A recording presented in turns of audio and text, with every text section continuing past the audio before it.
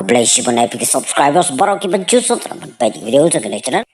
Kajing swat jeng kisipai Amerika ya ki Iran kamdei shu tang de kiski Henry la dei de kiteo.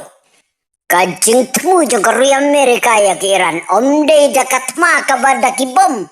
Henry katma kumnu ban yo song ban raksiyeng yo kamane kumbale yo presiden jeng ke Venezuela. O kamane Maria sutu ya kenika plan bari jeng kerui Amerika. Kerok syak tonel ke bajeli utam kabadan apa akan nong bak teran. Bad kani kajing padri jeng supreme leader jeng ke Iran. Kala penlong ya kerui Amerika ban ang hakalengok kalengan. Namar kitiar jeng ke Amerika kim laksyu ban skan lani ban trak. Hae udan lani hei usong.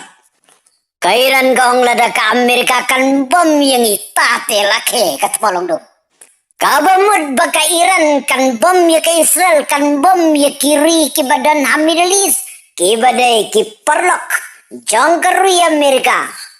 Bad ban sunyon jubor ya ki Iran ro.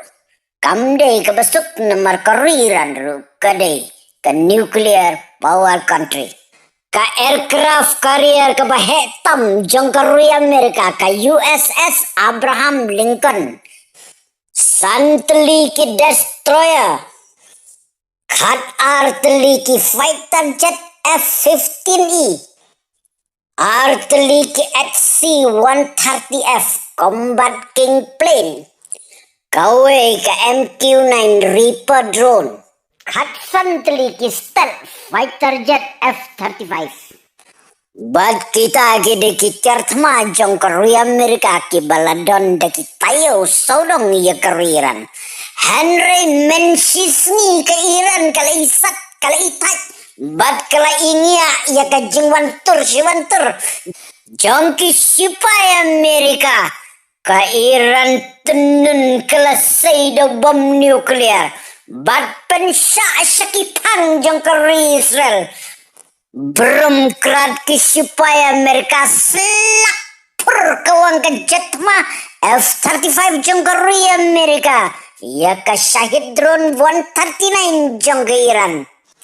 Kabalawan her persa syaka USS Abraham Lincoln aircraft carrier jong kerui Amerika.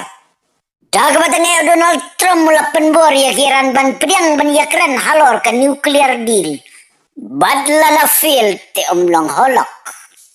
Kairan kalab yang ban resume ya ke nuclear deal talk. Bad ya ke Jakarta penbej ha Istanbul. Hakan riutrik. Parlok lada bilang kuasyo ban yosno sa comments next.